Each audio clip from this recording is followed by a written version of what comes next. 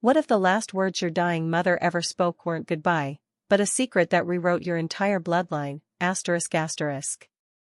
The hospice room that rainy October evening hummed with the sterile sigh of machines. Rain lashed against the window, slicing the streetlights into trembling golden stripes across Mom's face. She looked smaller than I'd ever seen her, pale, fragile, yet her eyes were razor-sharp. The oxygen monitor beeped, beep, beep, beep, the only sound in the world. She waited until the nurse slipped out. Until it was just us two, the machines, and the smell of antiseptic and rain-soaked wool. Her cold hand found mine. She squeezed, hard star. "Sweetheart," she rasped, voice thin as tissue paper, "I need to tell you something." "And you swear to me, swear you'll never tell your father." "Not while he's breathing." "Maybe, never." I was 29. My mother was dying of lung cancer. 14 months of scans, chemo, and whispered goodbyes had taught me one thing: you don't refuse a deathbed vow. So I swallowed the lump in my throat and said, "I swear." For 40 minutes she spoke. Steadily. Calmly. Like she'd rehearsed it for years. When she finally closed her eyes and let go of my hand, I wasn't her daughter anymore. I was the keeper of a secret that felt like a live wire in my chest. My mom's name was Eleanor.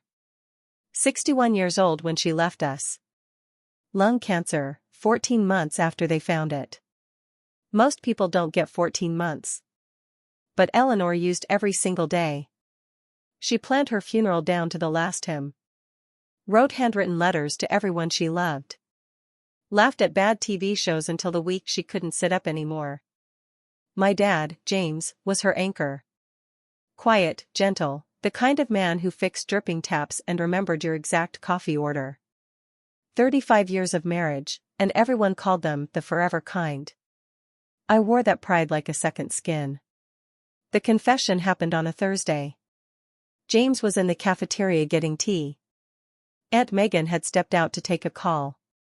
Mom had been asleep for hours, so when her eyes snapped open, clear, present, unnervingly alert I froze mid-breath. She patted the mattress beside her. I sat. She took my hand.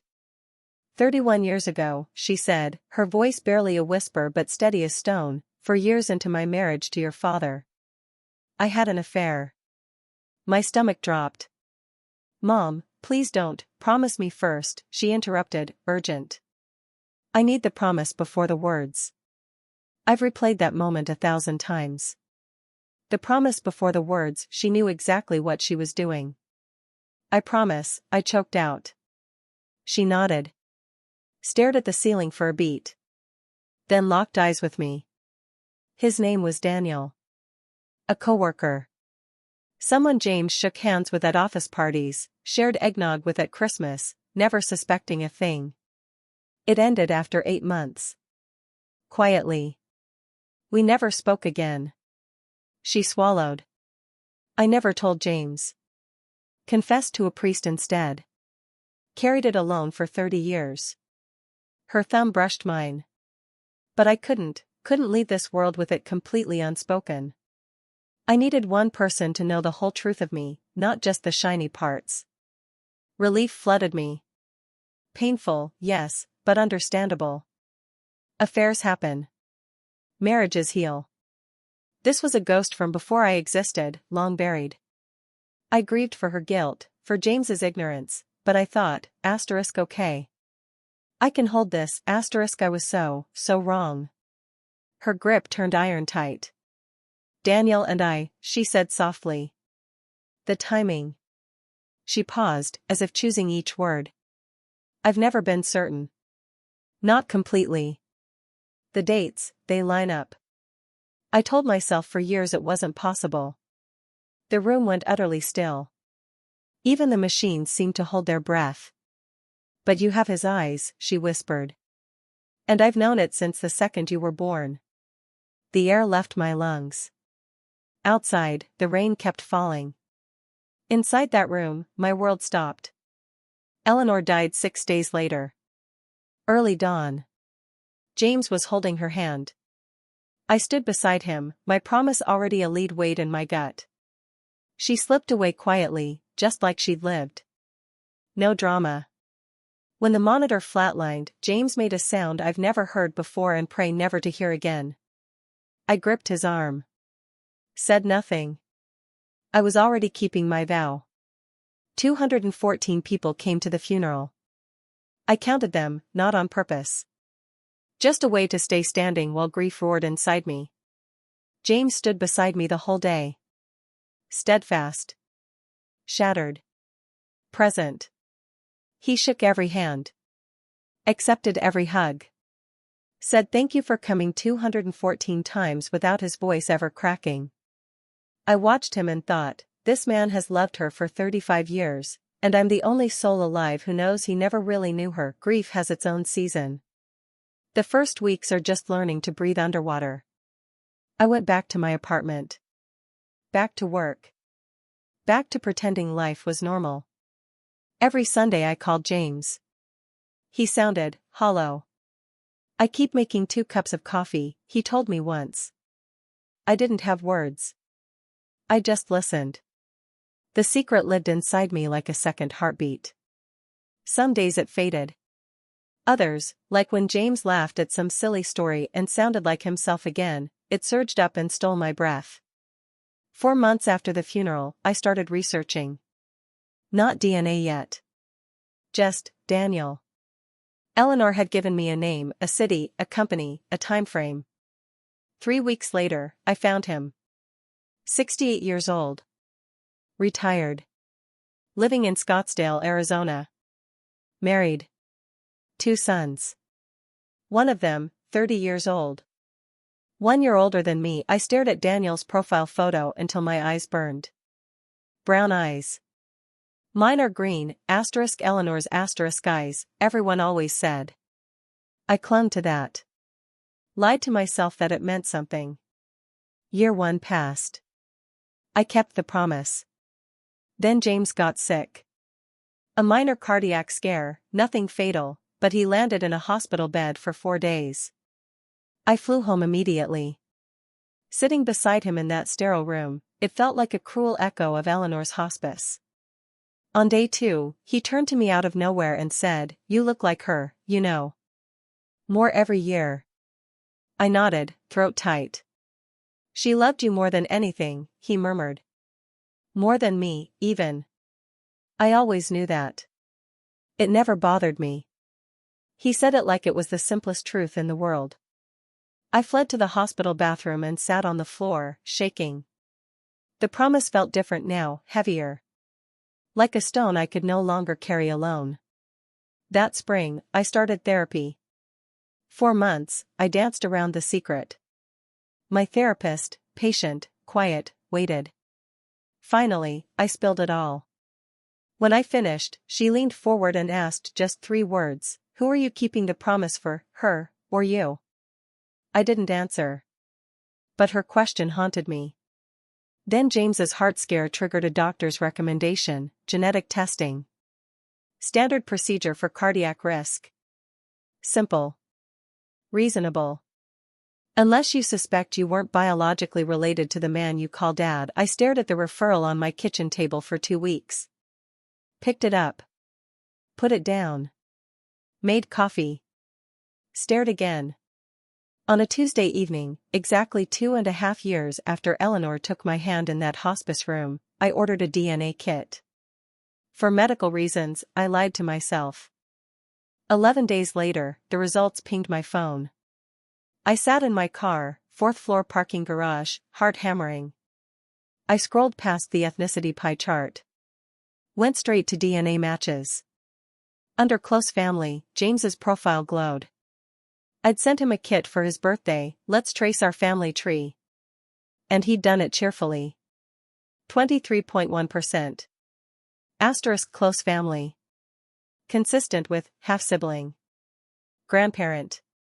Or a half-relationship asterisk not a father is 50%. 23.1% is not a father. I slumped against the steering wheel. I'd known it was possible. Lived with the maybe 4 years. But possible and confirmed are two different universes. And I'd just been handed a one-way ticket to the latter. I called my therapist from that parking garage. She kept me on the line for 20 minutes while I sobbed into my steering wheel. She saved me that day. That night, I didn't open an email to Daniel. Not yet. What I needed wasn't his story, it was James's. I drove home that weekend. James was in the garden when I arrived, kneeling in the dirt, tending roses Eleanor had planted years ago. He looked up, smiled that quiet, uncomplicated smile of his, and said, "Hey, kiddo." We sat on the back steps. Talked about the garden. The neighbor's cat. A documentary he'd watched. Safe. Normal. Then he sat back on his heels, gazing at the roses. "She'd have cut these back harder," he said softly.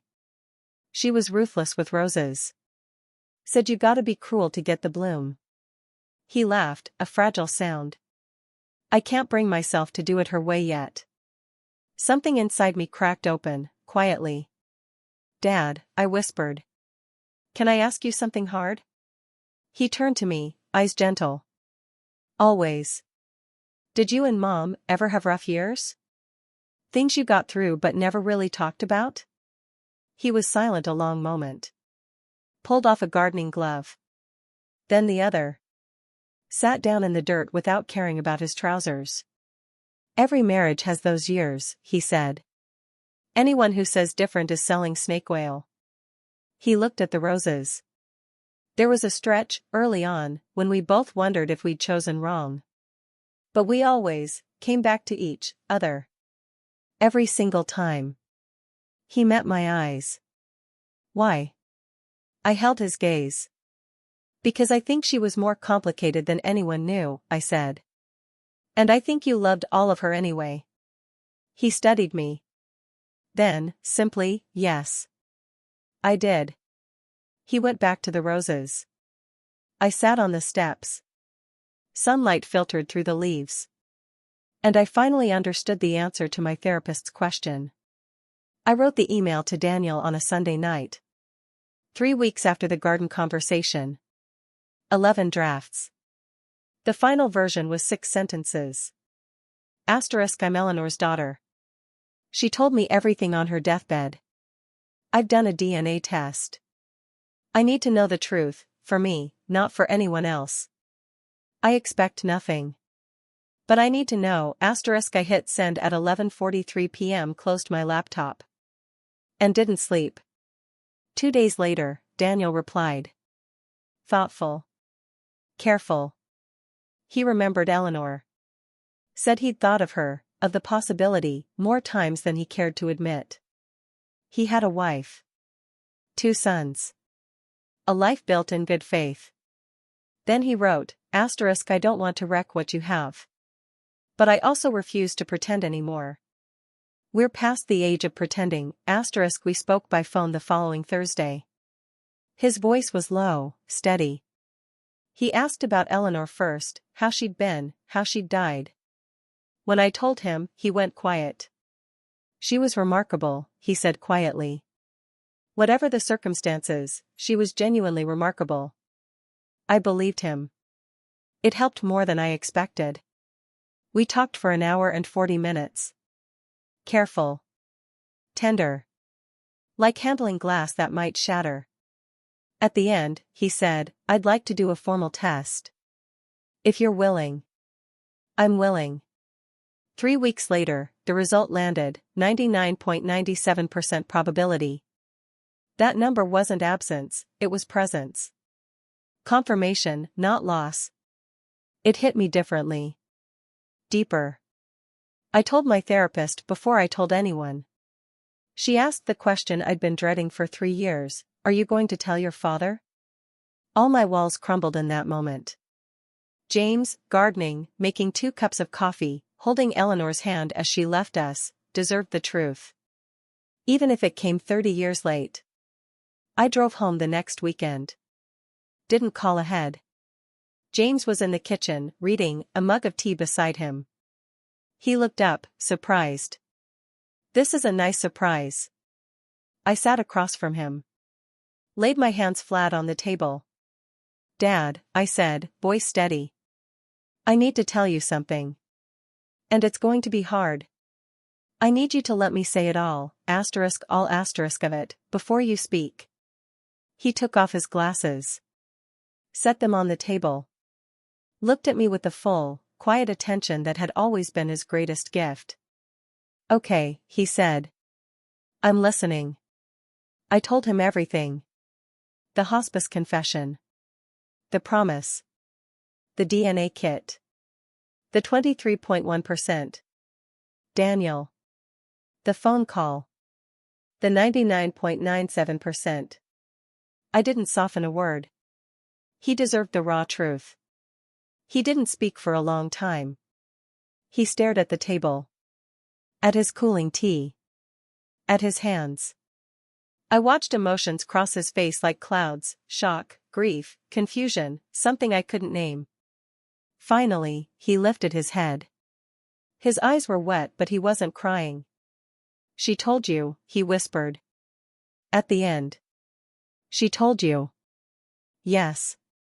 Not me. The pain in those two words shattered me. Why now? He asked. Because I couldn't carry it alone anymore, I said. And because you deserve the truth, even if it's late. He nodded slowly. Looked out the window at the garden, her garden. Did she love me? The question was so soft it barely reached me. Yes, I said without hesitation.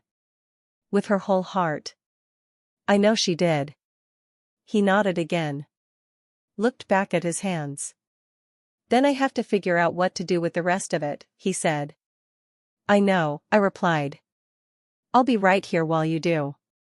We didn't speak for 3 hours. Sometimes we talked of Eleanor. Sometimes of nothing. He made dinner, simple, quiet, the way he always did. He washed the dishes. I dried them. That was 4 months ago. He's still processing. Some days he doesn't mention it. Others, he asks a small, careful question, and I answer honestly. We're navigating a wilderness with no map. Daniel and I have spoken twice more. We're not building a relationship. We're simply leaving a door open. That's enough. I think of Eleanor differently now. Not worse. Not better. More fully. She loved fiercely. Lied profoundly. Carried guilt for 30 years. And on her deathbed, she chose me to hold the weight of her truth. Was it fair? I don't know. Fairness doesn't apply to deathbed confessions. What I do know. Secrets don't die with the people who keep them, they leap, from trembling hand to trembling hand, until someone, finally, sets them down. Even when that truth arrives 30 years late. Even when it lands on a kitchen table beside a cold cup of coffee, especially then, speech balloon, I carried that secret for 3 years. Would you have kept the promise, or told your father the truth from the start? I read every single comment.